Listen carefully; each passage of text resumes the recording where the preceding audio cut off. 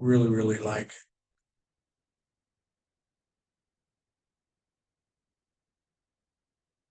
And I will tell you that because of the book of Numbers, one of my kids thought it was okay to cuss. Don't tell us which one. No, I'm not going to tell you which one, but they said, dumbass is in the Bible. The dumbass spoke. This is true. Oh, here. I'll get the Bible project up. If it gets cold in here, it was like 77 in here and I turned down 71. So Is the mic on that loud enough to pick up? Let me make sure it's on. Is there an on switch? Yeah.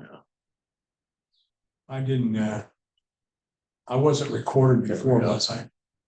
No, no, Felt my kids. sure wasn't. If I on?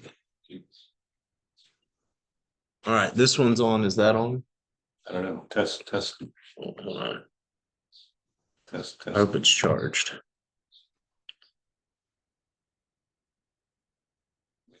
There's no light. I guess. All right, test. Test it. Test. Shoot. Hold on. Do it again. Test. Wait, everybody. Hey, hold this product. Microphone. Is there supposed to be a light on them?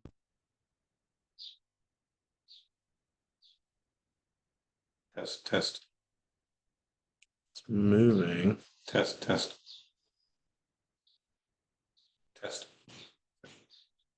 Not coming from these speakers. It's on the lower right. See the microphone icon? Yeah, I've got it. I mean, there's test.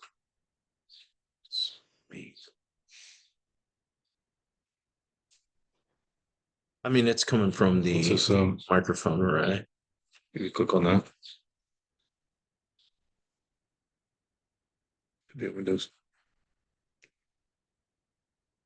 It's a Intel Smart Sound. Is that what it is? I think so. Where would this charge at if it needed charging? Matt would have Why charged did it. you put me in charge of that? Test, I wouldn't test, know. test. I wouldn't have known what to do. To tell you it's on or off? I do Zoom meetings at work all the time. There's a light on the front that turned green, but I don't know if it stays green. Well, if we don't have it, we don't have it. We'll just go on without it. All right, we'll move to the Bible project. Let's see. It Test, might just test. need charged. Is there a plug somewhere? It would be with the box. Okay.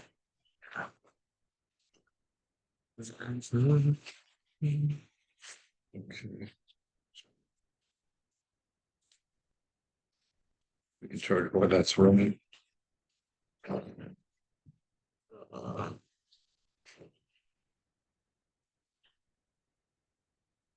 Yes, I get the.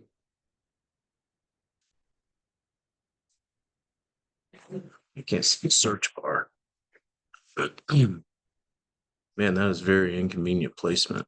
Is there a way to move this? I don't use Zoom very often. Ah, there's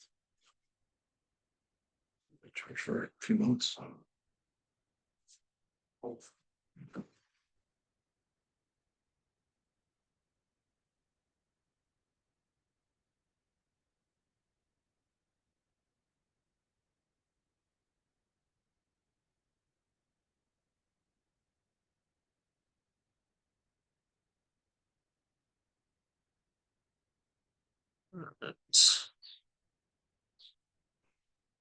That microphone pickup here, you just put it on top of the box. It's not even where I won't stick down here. I might just set it here. We'll let it charge and see if it helps.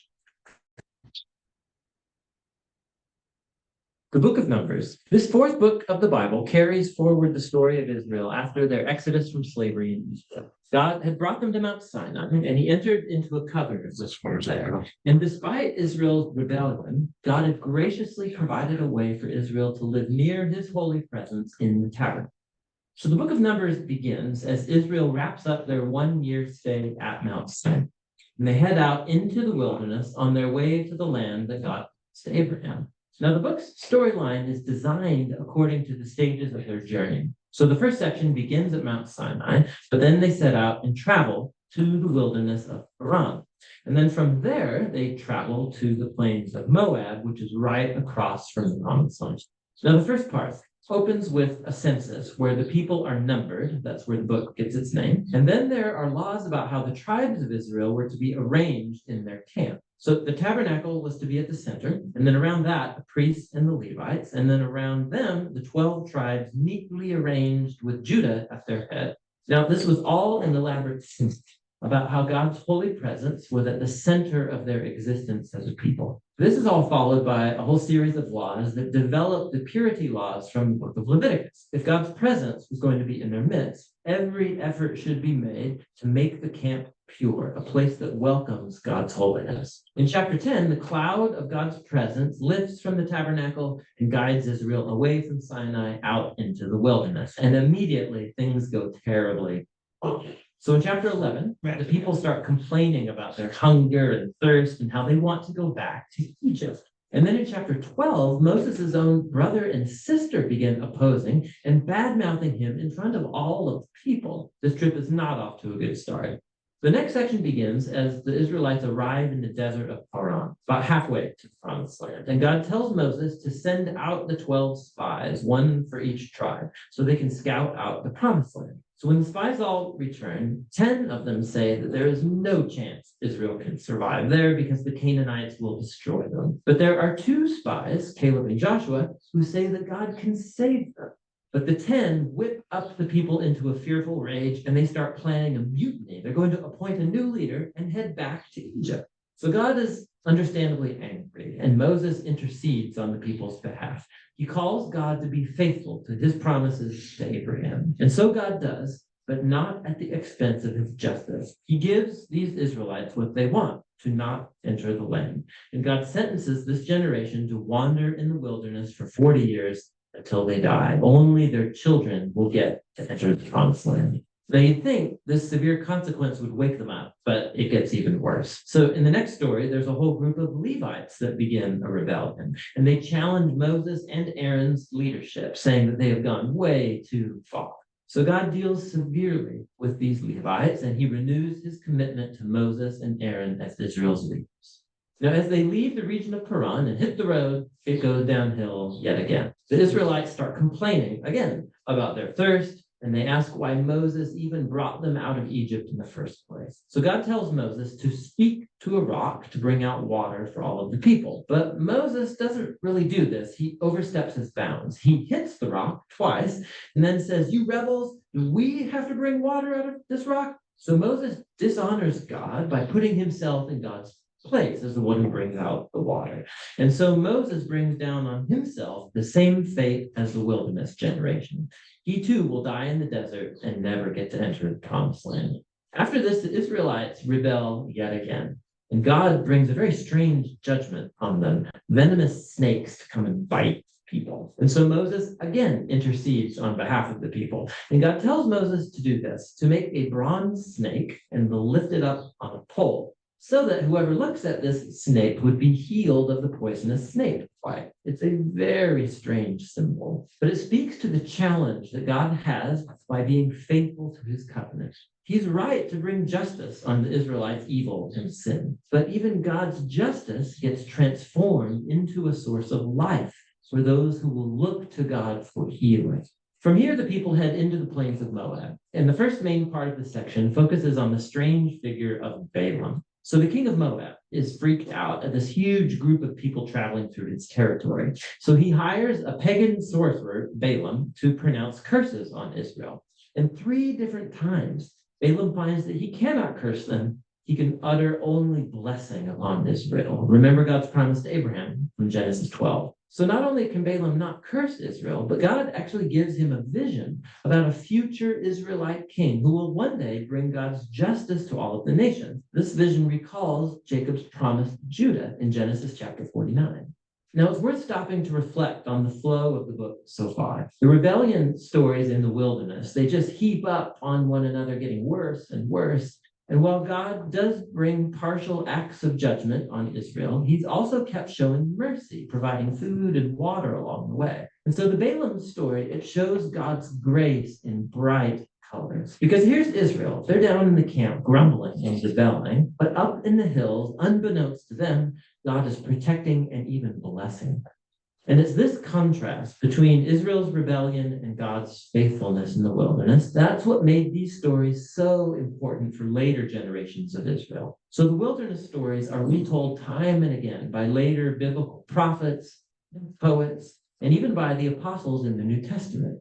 And these stories always serve as a warning that while God will remain faithful to his covenant promises, he will also allow his people to walk away in rebellion and face the consequences. After this, the rest of the book focuses on the children of the wilderness generation, and they begin preparing to inherit the promised land. They take another census of the new generation, then they go on and win a number of battles with the people groups around them, and then a few tribes even begin to settle in the promised land.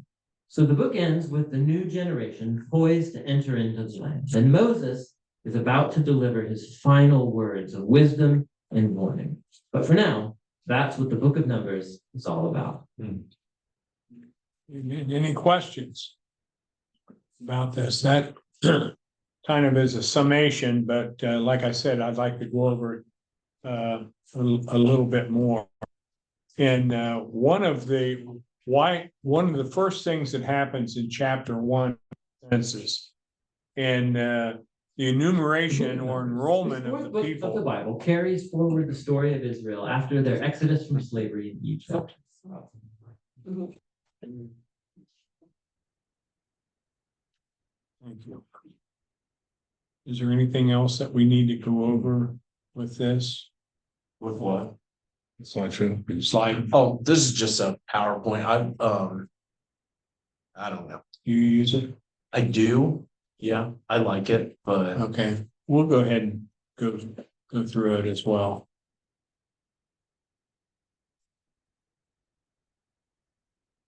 Okay. it starts with the writing book. Yeah, go ahead. The next one. Yeah. Yeah, this is the writing of the book, but before we get to that, wanted to talk about chapter 1. It talks about the census. Why does anyone know why they wanted to have a census? Why Moses was told by God to have a census on the people? There's three major reasons, and want to talk just for a minute about that. Number one was to have a recruitment for manpower for war. And so these, they wanted to know the men, so they would have an army. And so they would have protection so they could conquer. Number two, it was allotment of work assignments. Fact is, as they begin to go through this census, there was different ones that had to do different things.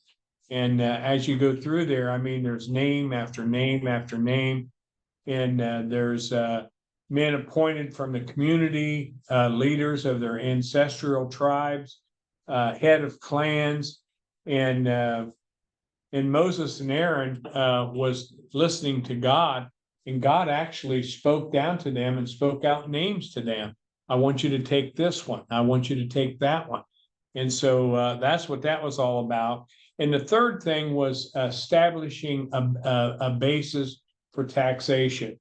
And what that taxation was, they brought in offerings into the temple, into the tabernacle, to the Levites. And so that was very important as well, that there would be a taxation, that there would be a basis.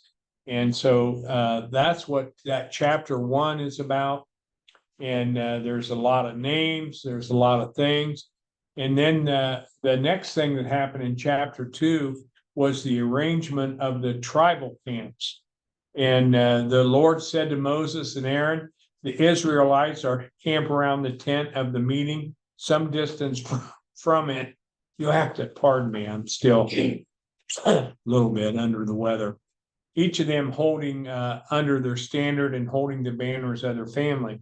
And once again, just like in Leviticus, there was, this tribe had to put their tents in this way, facing this way, facing, just for an example, they had to be so many feet away or so many, so place away, facing the west and this one. And if they didn't do that, what happened?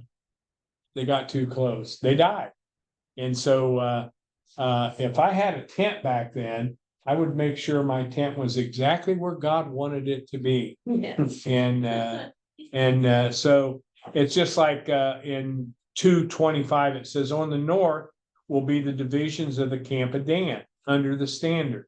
The leader of the people of Dan is Eliezer, son of Ammishaddai, and his division numbers are 62,700. And so they're taking that census and they're letting them know. And next is the tribe of Asher, and he's going to camp next to them. So as you go through this, you'll see that. And then chapter 3 is about the Levites. And I think that that's another one that is, they don't, in fact is, if you look at the Levites never really got any land. They didn't get an inheritance, but they got what God wanted them to have because he wanted them to serve him and serve in the tabernacle. The book of Numbers continues the narration of Israel's journey from Egypt into Canaan land. It focuses on Israel's rebellion, the testing that they had in the wilderness, and we've seen that little slide presentation, and they got test after test after test. Why was they tested so much? Anybody have any Because it idea? failed so long. Yeah, they was rebellious. They failed. And so what happens, and it's kind of like raising children. You tell them what to do and they don't do it. And one of the things I remember more than any lesson that I've ever learned in my life, it was summertime. My dad was from West Virginia and he grew up during the Depression. So we always had a very, very large garden. And sometimes he would even go outside of town to find a huge place. And so he's leaving for work. And he said, Greg, here's a hoe. I'm going to show you how to hoe the weeds out in between these beans and different things that were growing, the tomatoes. And he said, don't do this. And he showed me how you could scrape the weeds, put a little dirt over them and look good, but it didn't get the weeds. He said, you got to use that corner of the hoe and hoe them out. And so I said, okay, you can count on me, Dad. Well, Dad went to work. And so I found out it's harder to dig down and get them things out by the roots, but it was pretty easy just to cut them off. Put a little dirt over it, looked good. I mean, it looked real good. And so I got done in probably about 1/10 of the time that it should have took. And my dad got home from work and he's looking at the garden from the sidewalk, and the garden was probably as big as this room and all the way out there. And he's looking, he said, hey, it looks like you done a pretty good job. Then he did what I didn't want him to do. He went into the garden and started uncovering. He said, you did what I told you not to do. And I was punished for that. And the next day I worked all day long in that garden. But it's the same way with the children of Israel. If they could take a shortcut, if they could complain, if they could whine, that's what they did. And so the book is traditionally credited to Moses, though Moses is only once mentioned as the author of some material. And so one of the things, and I think this is one of your questions as well, it says, well, if Moses didn't write the book, who wrote the book? And there's these scholars that feel like that maybe the priesthood was marking things down. And so the priests of that day were actually the ones that wrote the book, according to them. Now, I'm not buying that myself because if you really take a look, in fact, I think I have it in here someplace. Every chapter starts off with the Lord said to Moses. Mhm. And I want you to really, if you look at every chapter, I think it's every chapter. If I got it here. And when Moses finished, and everything's always about Moses. And so I feel like the author of this book is Moses. And even chapter 6, the Lord said to Moses. And so But Moses would also understand the importance of having scribes, being an ex-Egyptian leader.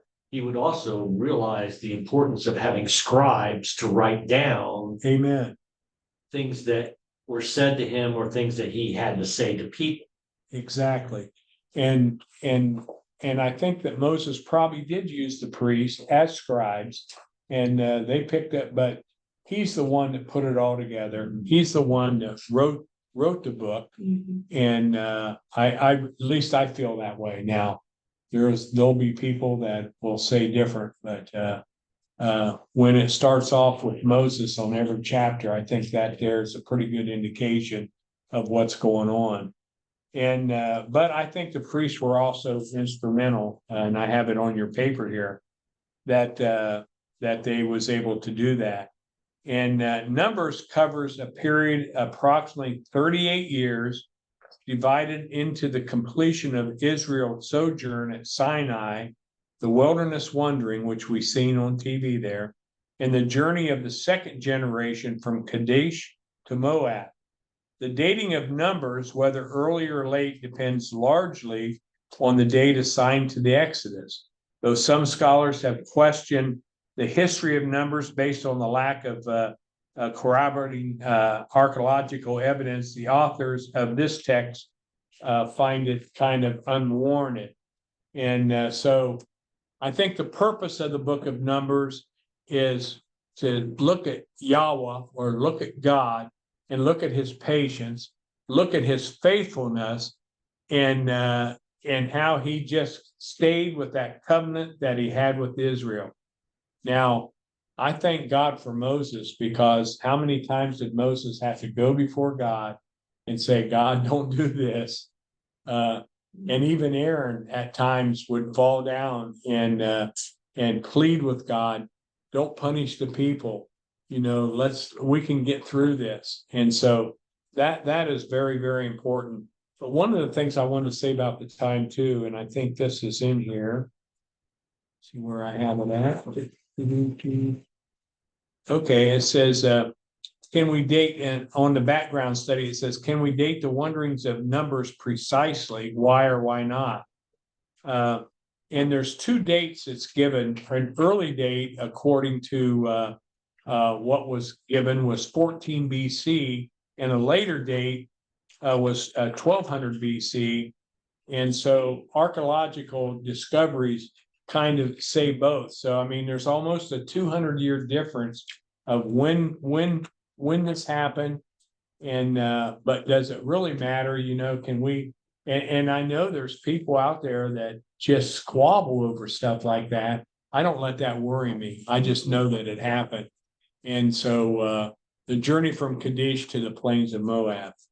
And so anyway, then we go to chapter 4 in the Bible, and he said, take a census of the, if I can pronounce this right, Kohathite branch of the Levites by their clans and families.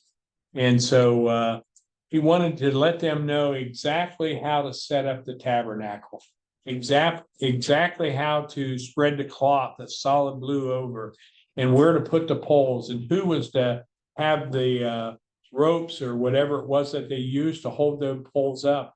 Everybody had a job to do. And so that's what chapter 4 is about. And after Aaron and his sons, who were the priests, have finished covering the holy furnishings and all the holy articles, and when the camp is ready to move, only then are the Kohathites to come and do the carrying. But they must not touch the holy things, or they will what? Die. And so the Kohath, and if I'm pronouncing it right, The Kohathites are to carry those things that are in the tent meeting. And so everybody had a job to do. And then later on in chapter 4, it's the Gershonites. And the Lord said to Moses, take a census of them and their family. And their clans are to carry out other work. They're to carry the curtains of the tabernacle. That is the tent of the meeting, its covering, its outer covering, its durable leather, the curtains for the entrance to the tent, the curtains to the courtyard surrounding. I mean, I can't believe that God is just so specific about each and everything here. And they're to do the needs that are to be done with these things. All their service, whether carrying or doing other work, is to be done under the direction of Aaron and his sons. And who was his sons? They were the priests. And you shall assign them as a responsibility all they are to carry. And this is a service. And their duties are to be under the direction of Ithamar, the son of Aaron, the priest. And then he goes on and he's talking about these other Levite clans and Merarites, and they're to carry the frames of the tabernacle, crossbar, posts, bases, as well as the posts in their surrounding courtyard with their bases, tent pegs, ropes, and all their equipment. So, I mean, God just broke it down. And so everybody had a job to do. And if they decided, well, I think I'm going to help this brother here over here with his job, you know what? You may die. And he isn't going to help me because he knows better. And so that's what done. And then chapter 5 of Numbers. And like I said, I kind of want to go through this because I found it to be one of the most interesting books that I've read in the Bible.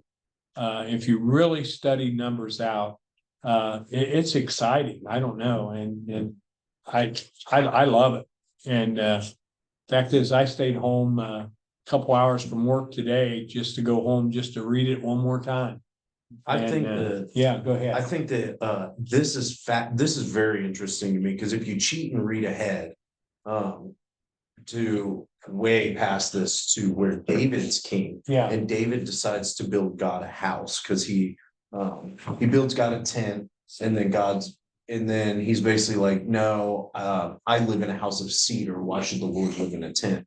And God's response was, I haven't had any dwelling place basically since this, and that your heart is to give me a house. I would never think of something like that.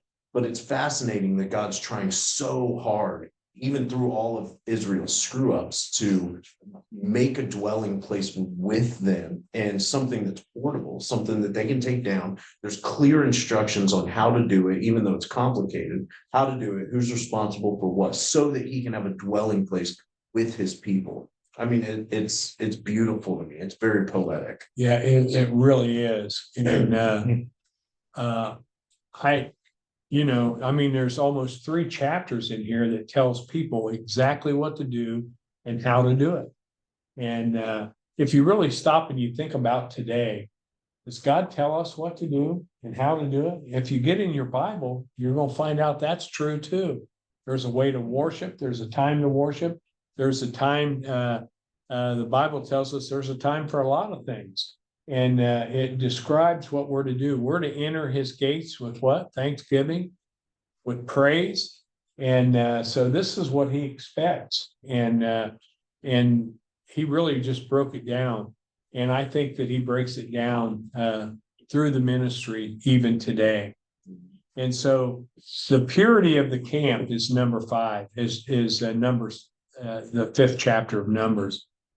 And the Lord said to Moses, once again, that's the beginning of the chapter. The Lord said to who? Moses.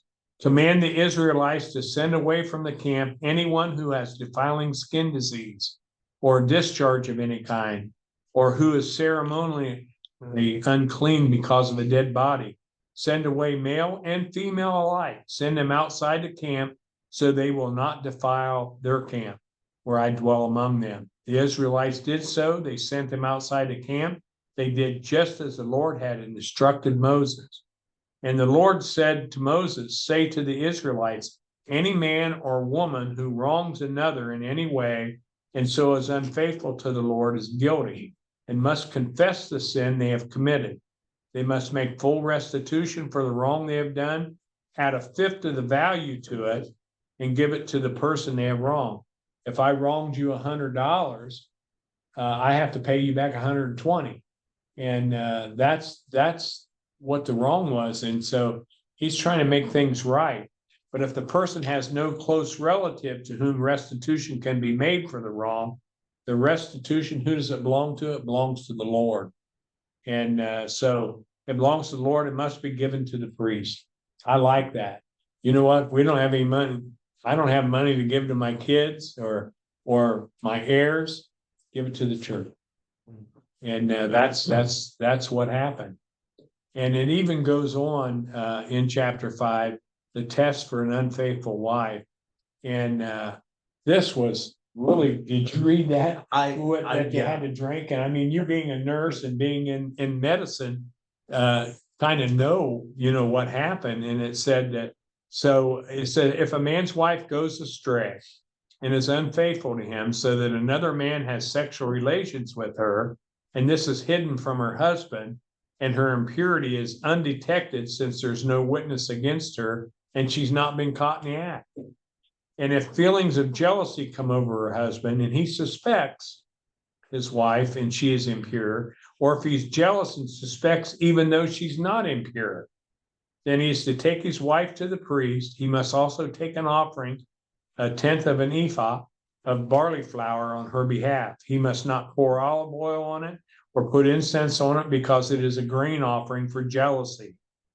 And I couldn't even believe this. Even for jealousy, there was an offering that you had to do. If I'd been, back in my younger days, I think I would have spent all my time at the priest and trying to make as much flour and stuff as I could. And the priest shall bring her and have her stand before the Lord. Then he shall take some holy water in a clay jar. I like this. And put some dust from the tabernacle floor into the water. After the priest has had the woman stand before the Lord, he shall loosen her hair and place in her hands the remainder offering, the grain offering for jealousy, while he himself holds the bitter water that brings a curse. Then the priest shall put the woman under oath and say to her, if no other man has had sexual relations with you, and you have not gone astray and become impure while married to your husband, may this bitter water that brings a curse not harm you. But if you've gone astray while married to your husband, and you've made yourself impure by having sexual relations with man other than your husband, it'll put the woman under a curse, and may the Lord cause you to become a curse among your people when he makes your womb miscarry and your abdomen swell. So, I mean, the priest said, here, drink this water. Oh, why's your belly getting big? And so, I mean, to me, even though just the intricate part of all of this and what they did and how they did it was just amazing. And then chapter 6 talks about the Nazirite vow. And the Lord said to Moses, speak to the Israelites and say to them, if a man or woman wants to make a special vow, a vow of dedication to the Lord as a Nazirite, they must abstain from wine, other fermented drink, and must not drink vinegar made from wine or other fermented drink. They must not drink grape juice or eat grapes or raisins as long as they remain under their Nazirite vow. So it goes through the whole thing about having a Nazirite vow. I mean, this is just, the whole thing is amazing to me when you really get into the book of Numbers.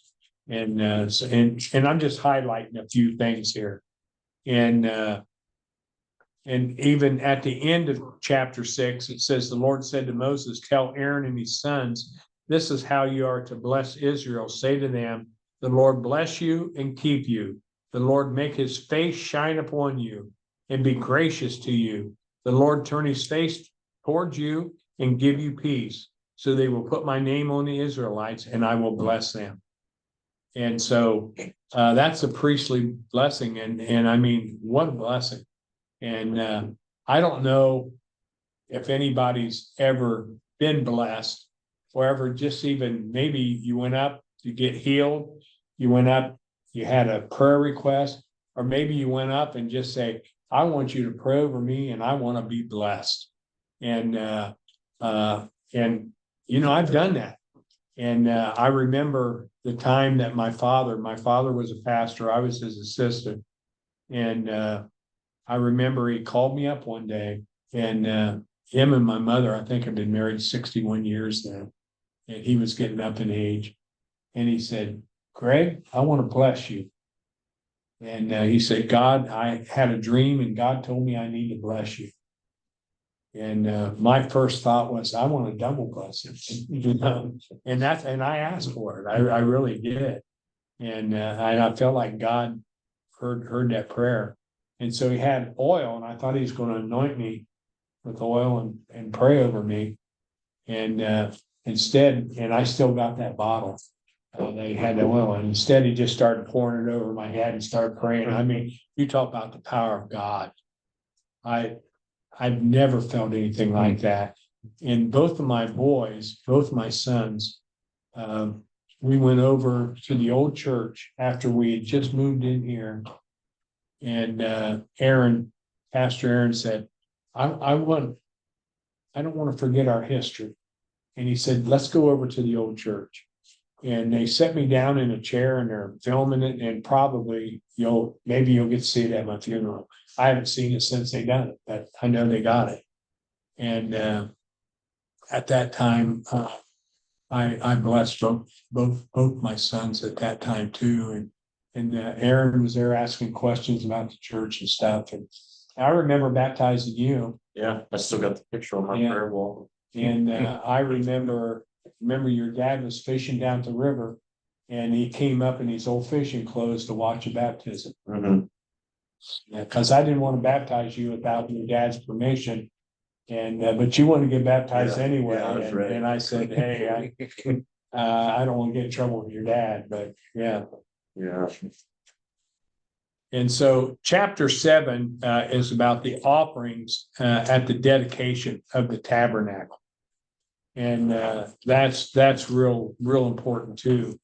And it goes on each day, who the leader should be and what they should do for the dedication of the tabernacle. And they all brought in an offering, and all of them, it seemed like every one of them brought in one silver plate weighing 130 shekels, one silver sprinkling bowl weighing 70 shekels. And they also brought each of them bought a gold dish weighing 10 shekels filled with incense. And so they brought these things in, and each one that was a leader of that clan brought that into the temple, or into the tabernacle. I keep saying temple, but it's tabernacle. And then chapter 8, it talks about setting up the lamps, and how he says, when you set up the lamps, see that all 7 light up the area in front of the lampstand. Aaron did so. He set up the lamps so they faced forward on the lampstand, just as the Lord commanded Moses. This is how the lampstand was made. It was made of hammered gold from its base to its blossoms. The lampstand was made exactly like the pattern the Lord had shown Moses. And when you really get and you begin to see these things, the intricate part of everything that went into that tabernacle, and it even goes on to about setting apart the Levites. And then in chapter 9, it goes into the Passover, and it even goes so far, if there's a foreigner in your camp, for example, among you, they're also to celebrate the Lord's Passover in accordance with the rules and regulations. There's a whole bunch of rules and regulations here that they had to follow. I noticed, Pastor, though, in Numbers 4, when he's talking about sending the unclean people, the lepers out, okay? There was no mention of them not participating in the Passover. So somewhere on the line, whoever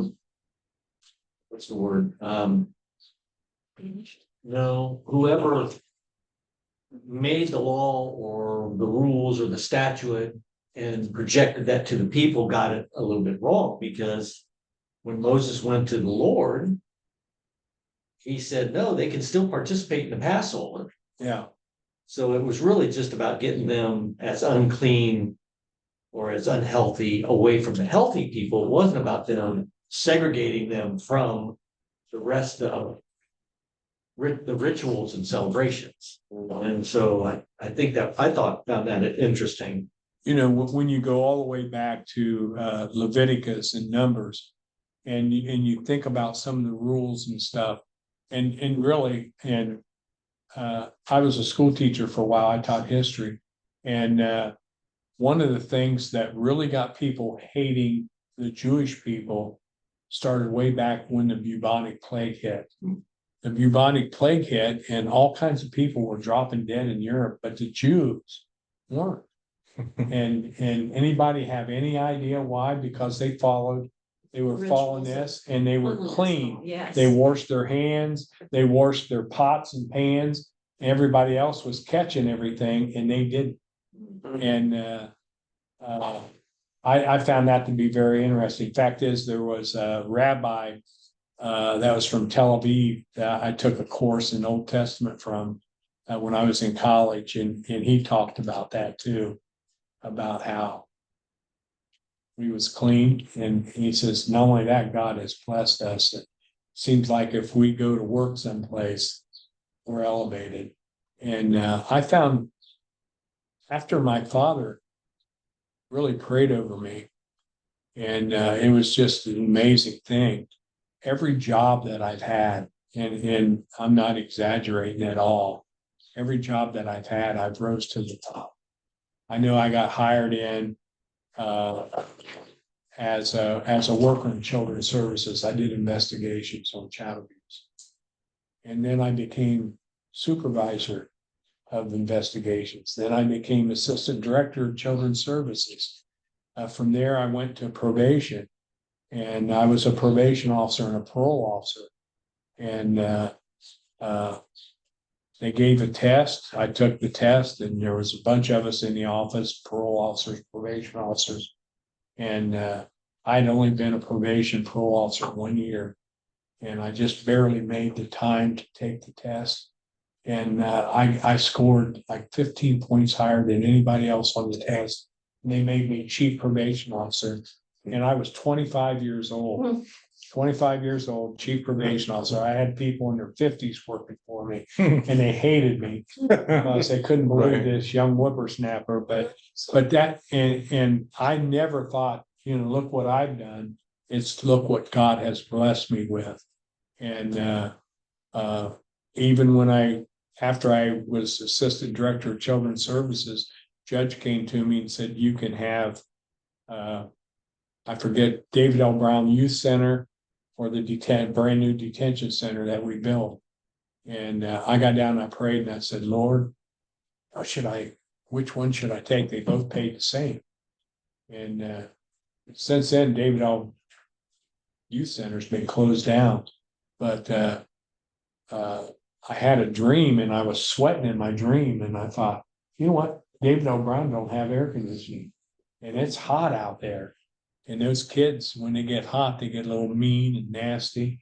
But the detention center is brand new. They haven't even got one kid out there yet, and it's all full of air conditioning. So I took the air conditioning, and God blessed me, and it just unbelievable what God has done. And even with the church, I remember somebody telling me one time, I pay more tithes than anybody else, and fact is, my tithes is half this church's income. And it was true. I mean, the guy was wealthy, and had a lot of money, and he was a giver. And God told me to buy this property. He said, if you buy the property, I'm quitting your church. I'll go someplace else. And then what are you going to do? How you going to buy it? You know? And I thought, you know what? I serve a God that's a prayer answer. Mhm. I serve a God that knows the needs. And so I told him, I had a one-on-one meeting with him, and I said, I got to do what God tells me to do. I can't do what you want me to do. And I'm friends with this guy to this day. But he left and I'm thinking, well, there went half our money. And so we had to put our houses up even to get this land. And because our church was too young and no one would loan us money. But thank God for Pastor Aaron. He found a credit union that would loan us money. But we had to have some collateral, and unfortunately our houses was collateral. But I'll never forget this either. And I may have told you this before because I'm old and I tell things more than once. But I remember my wife Patty. It's after my wife died and I remarried. Aaron comes over to the house. We've been married 3 or 4 years.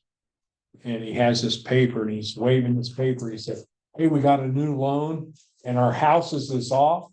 And Patty, what do you mean the houses is off? And he says, "Well, we had to put our houses up for collateral." And she, "Well, if church didn't make it, would we lose our?" Yeah, you would have lost your house. And she said, "He never told me that." I said, "I know there was something I forgot to tell you." But God's good. I mean, that's just the way it is. And all through Numbers here, it's the same way. And so they have the Passover, and then on the day of the tabernacle, the tent of the covenant law, that day, and I think this is so interesting, was set up. The cloud of God covered it. And from evening until morning, the cloud above the tabernacle looked like fire. So when you looked at it from evening till morning, it was like fire. And during the day, it was cloud. And that's how it continued to be. And whenever the cloud lifted above the tent, the Israelites set out. When the cloud settled, that's where they settled down. And so, not only that, I mean, God's leading them. And does he lead us today? He sure does. We may not see a fire above our head and say, "Hey, the fire's moving, I gotta go." But we know God and we follow God's laws. And so that's so very, very important.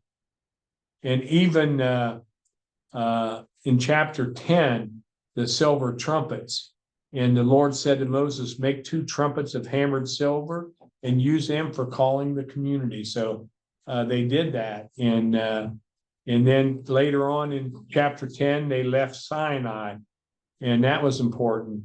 And now the people complain in chapter 11 about their hardships in hearing the Lord. And when he heard them, what happened? His anger was aroused. Then fire from the Lord burned among them and consumed some of the outskirts of the camp. And when the people cried out to Moses, he prayed to the Lord and the fire died down. So the place was called Taberah because the fire of the Lord had burned among them. Then what did they complain about? Why can't we have meat? This man is getting pretty old. We need meat. And God gave them so much. I mean, you read the chapter 11, he gave them so much quail, it's practically coming out their noses. Is what it says. And But they said, "We remember the fish we ate in Egypt. yeah, It cost nothing. The cucumbers, the melons, the leeks, the onions, the garlic. They were not remembered very well, were they?" no, I think they forgot about the Yeah. big stones they moved. They forgot about the whips hitting their back, Yeah. but they remembered the melons and the leeks for sure, and the fish. But God gave them quail then, and they had meat, and that settled them down for a while. And it just seemed like that all they did was, and Moses said, "I can't handle this anymore. This is too much for me." Fact is, I think in verse 21, it says, "But Moses said, 'Here I am among 600,000 men on foot. You say, I will give them meat to eat for a whole month. Would they have enough if flocks and herds were slaughtered for them?' The Lord answered Moses, 'Is the Lord's arm too short? Now you will see whether or not it come true.' And so Moses went out and told the people what the Lord had said. He brought together 70 of their elders and had them stand around the tent. Then the Lord came down in the cloud, spoke with him, and he took some of the power of the Spirit that was on him and put it on the 70 elders. So now Moses don't have to do it all. he's got 70 elders that's also got his spirit upon them, and he gets the help that he needs. And God never, and we go back to the scripture in the New Testament, God will never put too much on you that you can't handle. And Moses said, I can't do this anymore. This is just too much. Look how many people that I gotta lead. Look how many people that's going on. And he said, here's 70 elders. And so God helped him out. And then in chapter 12, and we seen this on our slide earlier, in chapter 12, we got Miriam and Aaron. They begin to talk against Moses because he had a wife that was not an Israelite. She was a Cushite wife, or he had married a Cushite. And they say, has the Lord spoken only through Moses? Hasn't he also spoken through us? And the Lord heard this. Now, Moses was a very humble man, more humble than anyone else on the face of the earth. Think about that. That is such a statement. More humble than anyone else on the face of the earth. And at once the Lord said to Moses, Aaron and Miriam, come out to the tent of meeting, all three of you. So the three of them went out. The Lord came down in the pillar of the cloud. He stood at the entrance to the tent, summoned Aaron and Miriam. When the two of them stepped forward, he said, listen to my words. When there is a prophet among you, I, the Lord, reveal myself to them in visions. I speak to them in dreams, but this is not true of my servant Moses. He is faithful in all my house. With him, I speak face to face, clearly and not in riddles. He sees the form of the Lord. Why then were you not afraid to speak against my servant Moses? And of course, Miriam was sent outside because she got a disease, and she began her skin began to turn white, and Moses cried out to the Lord. He says, please heal her. And the Lord said to Moses, if her father had spit in her face, would she not have been in disgrace for 7 days? Confine her outside the camp for 7 days. So people didn't move for those 7 days until she came back. And then, yeah, you got something you want to say? No, go ahead. good for him. Yeah. And, but I mean, can you believe Moses, even though later on we're going to find out that he didn't make it to the promised land because he disobeyed the Lord, but yet there wasn't a more humble man. And he said, I don't have to speak to him in dreams and vision. I speak to him face to, I speak to him face to face. Can you imagine being Moses? Wow. Not even the disciples got that luxury, because Jesus still spoke to the disciples in riddles. He said, I don't even speak to him in riddles. It's very plain what I tell Moses. Yeah. And think about that. He's been very, very plain with Moses, but other people, they got to kind of figure it out. Well, what does this mean? And my wife, she's got books, and she tries to figure out when she has dreams, what the dreams mean. And she prays, she gets out the books and said, this means this means that. But Moses, he didn't have to dream a dream. No. This is what this means. This is what you got to do. And so in 13, and I don't know, I might have to hurry up here. It talks about exploring Canaan land.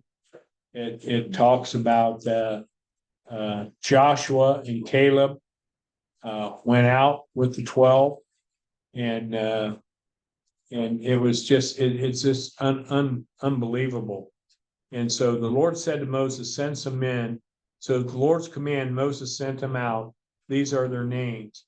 1, 2, 3, 4, 5, 6, 7, 8, 9, 10, 11, 12.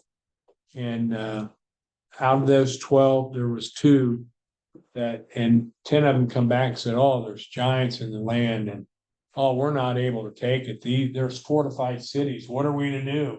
And Joshua and Caleb said, they're carrying grapes on a staff between them. The grapes have to be about that big around.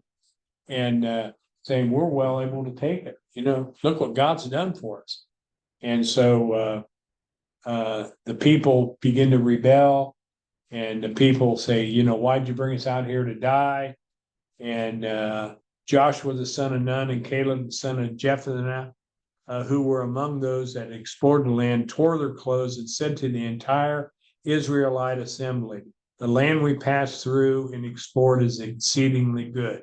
If the Lord is pleased with us, he'll lead us into that land, a land flowing with milk and honey, and he's going to give it to us. And everybody else believed the 10. What happened to all the ones that believed the 10? They didn't get to go in. They didn't get to go in. Their children got to go in, but they didn't get to go in. Only two, Caleb and Joshua, got to go into the land. And I would imagine their families, their sons and stuff, and those that were related to them. And so that's what happened. I don't think I'm going to get done with all this, but just wanted to talk a little bit and go through chapter by chapter, and would encourage you to do the same thing. And then it talks about the census numbers, the testing, the revelation of God in human culture, and about how the culture changes. And if you look at the book of Numbers, the culture there changed. What's the biggest culture change that happened? Can anybody tell me? I will tell you, it's women. Women were lesser. Women had no inheritance rights at all. Only the sons had inheritance rights. Women couldn't inherit a land. They couldn't own anything. And as you go through here, it talks about Moses hears from God, and God said, if this man doesn't have any sons, and these women came to Moses and said, hey, our dad didn't have any sons. All he had was daughters. And now his name can't be carried on through us. And God spoke to Moses, said, give them their land, give them the rights. And so from that time, that was really the first time that women had rights, was back then. And that is the revelation of God in human culture. And then you had the Balaam oracles, and that's Balaam's donkey, seen the angel, that flaming sword, and knew that, hey, I'm not going to die, I ain't going. And so he kind of went up against the wall and hurt, and Balaam beat him 3 times. And finally, God showed Balaam the angel. And but one thing about Balaam, if you really read about it, is he said, you can, and the king was giving him gold and silver to put a curse, because he's a very powerful prophet, to put a curse on the Israelites. And he said, you can give me all the gold that you got in the kingdom, all the silver in the kingdom. If God doesn't tell me that I can curse those people, I'm not going to do it. And so I think 3 or 4 different times they came to him and offered him more and more and more, said, you have to do this. And what did he do? He blessed them. He blessed them because God said, you're going to have to bless these people. You can't curse them. And so that's the Balaam oracles. Is there another one? It's the last one. Pretty much it. Okay. And so to me, that's very, very, very important as well. And I think that we have so much. But let's look at our overview questions, and then we'll take questions, comments, and everybody here. I'm sure that you've read and you've got some something that maybe you got out of there that I didn't even mention yet, and we want to hear from you. But it says, what is the Hebrew title of the book, and where did it come from? The Hebrew title of the book is really In the Wilderness. And it comes from a Hebrew word meaning arithmoi, and it's Arithmoi. And what that means is 2 census taken. And that means there's been 2 census taken in that. And so and that's what the book of Numbers is about, the title anyway. And it says, describe 2 of the possible authorship theories on the book of Numbers, which seems more likely. And I think we mentioned this earlier. We had the priestly editors, and I think you said it best, that they were scribes. And I think Moses did use them, but I think Moses, and this is just my theory, Moses is the actual one that authored the book. And the way I support my answer is that if you look at every chapter in the book of Numbers, it says the Lord said to Moses in every chapter. And then it says, match the events in the book of Numbers with the correct time. Mount Sinai was 20 days. The wilderness wandering was 38 years, so you got BC, and 6 months was from Kadesh to the plains of Moab. And so when you look at the 38 years, C, that's the wilderness, the desert wanderings from Sinai to Kadesh. And it says, what is the twofold message of Numbers? And if somebody's got something different, let me know, because I don't have all the answers, but this is the way I read it anyway. It says, what is the twofold message in Numbers? I got number 1 is one of God's patience and faithfulness. You talk about being patient. How many times did God just wipe them out? Let's maybe even create some new people, but he's faithful to his word. And that's one thing that we have to know, he's faithful to his word. Number 2, further disclosure of the nature and the character of Israel's covenant with God, or Yahweh. And so it's the nature and the character of Israel's covenant. And so that's the second thing. And why does the book appear to be disjointed? Now, this one we can talk about a little bit, because I think one of the things is the interpretation. Just like you said, brother, the scribes wrote down the way. And how many times as little kids did we, somebody start over here and give us a word? By the time it got over here, it's a different word completely. And so a lot of it is the personal interpretation. And so the scribes honestly responsible for interpreting and preserving, not for the sake of the reader, but they wanted to faithfully reproduce what happened. And it's probably one of the most difficult books in the Old Testament to identify order and structure because of the complexity of the book. And fact is, I think I have it here on page 150 and 151, and it talks about this. And it talks about it's the most difficult Old Testament book in which to identify order and structure. And so rather than despairing, several Old Testament commentators have suggested that the complexity of the book's literary structure only affirms the integrity of the biblical accounts and the honesty of the Hebrew scribes responsible for preserving the record. So that's why it feels disjointed at times.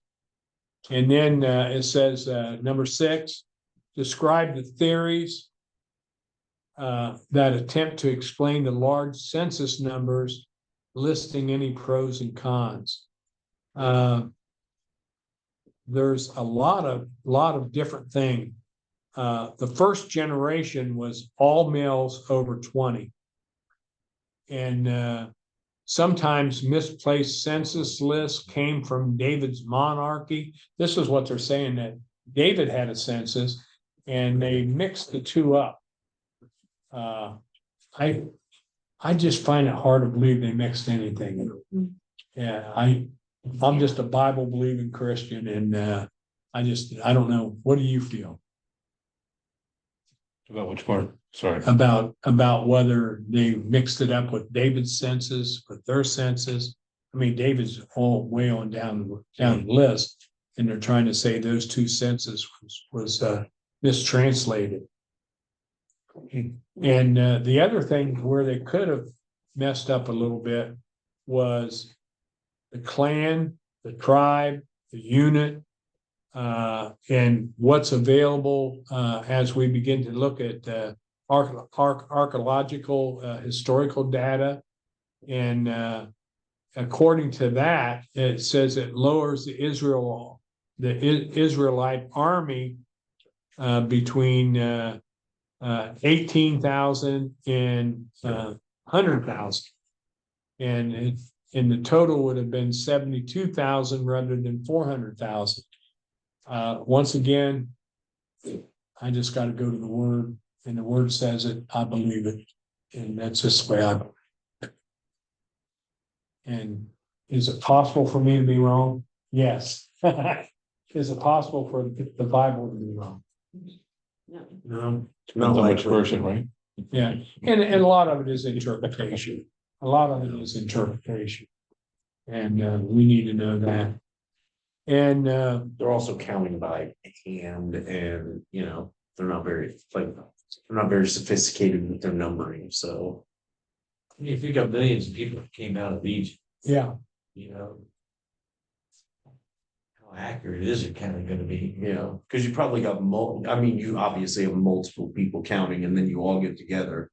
And I mean, you can probably do that with a high school and get the number drastically, so.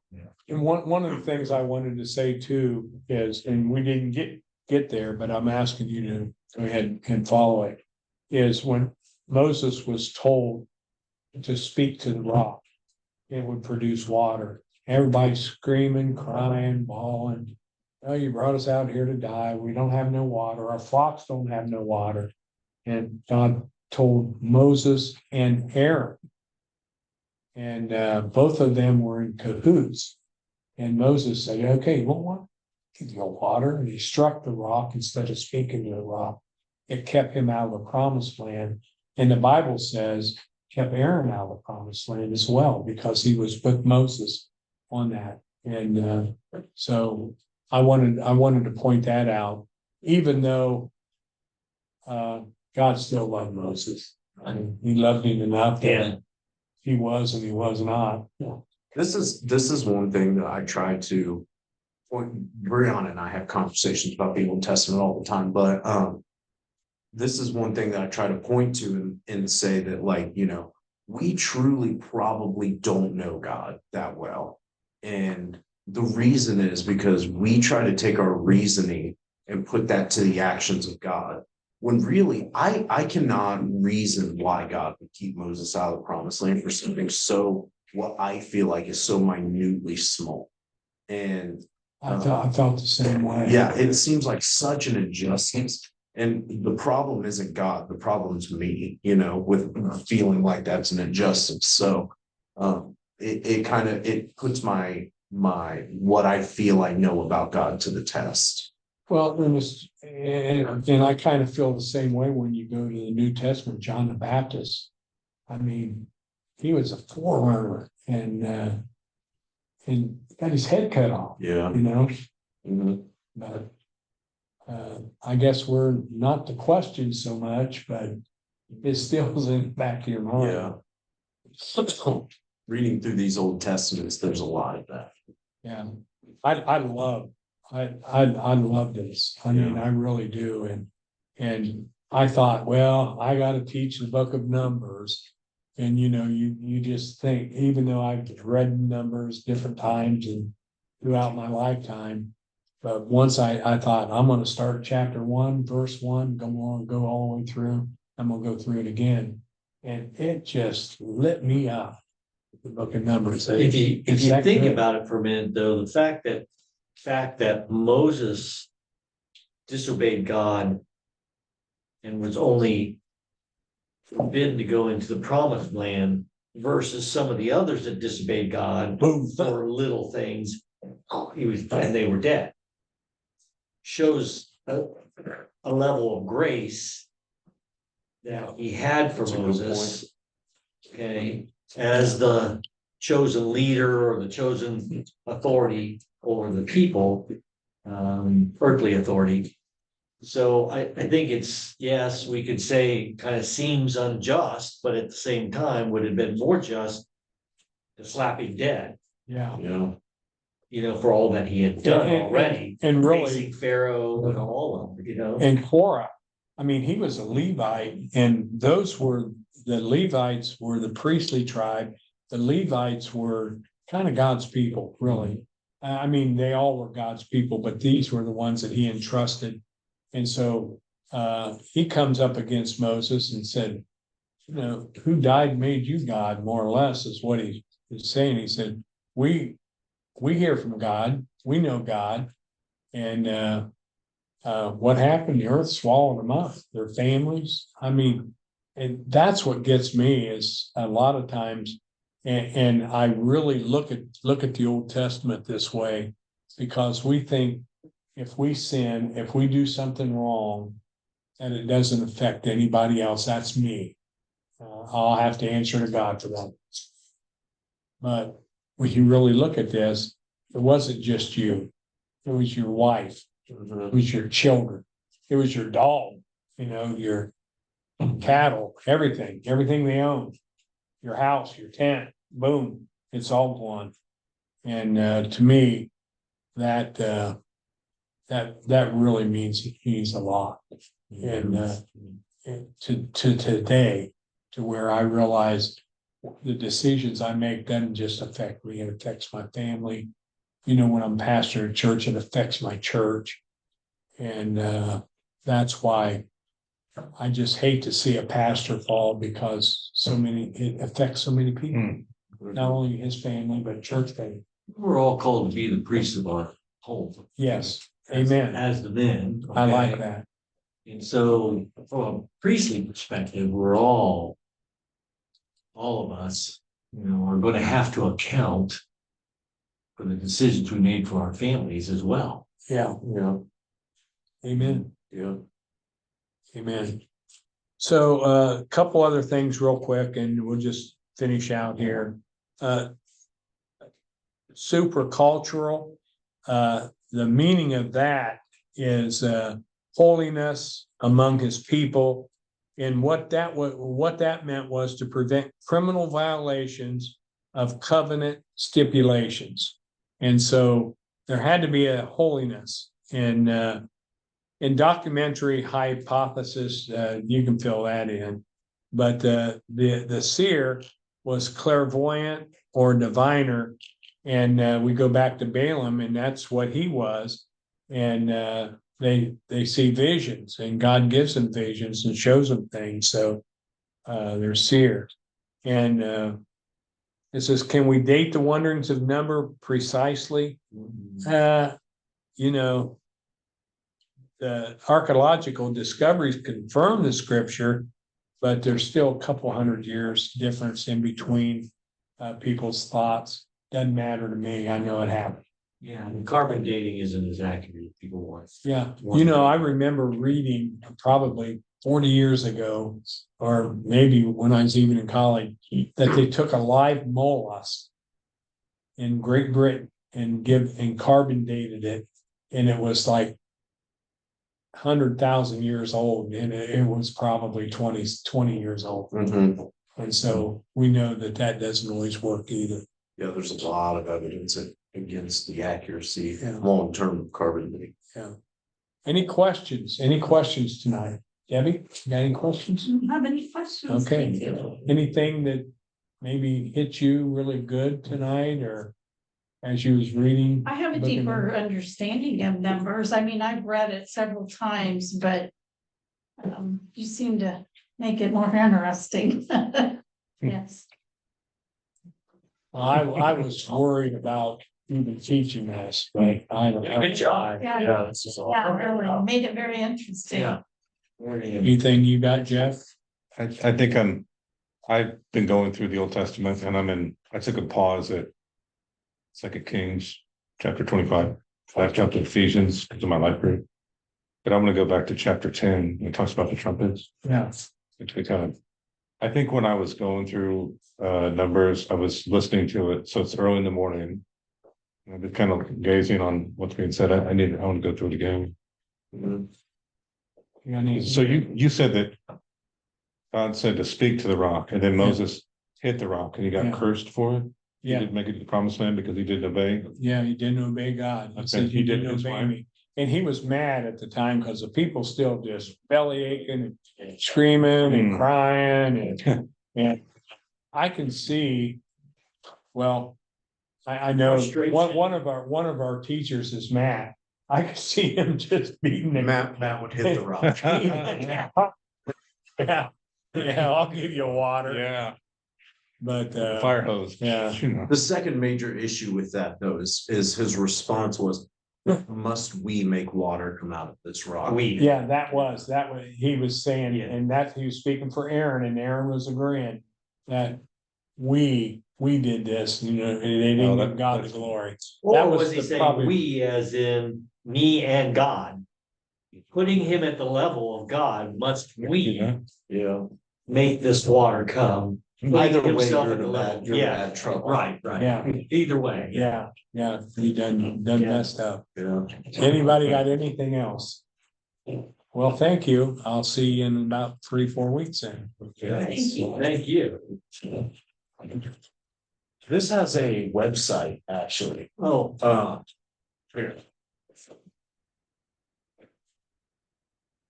I'll just take a picture of it. Go ahead, Ed. Yes. Yep. And it should Thank- auto save the recording.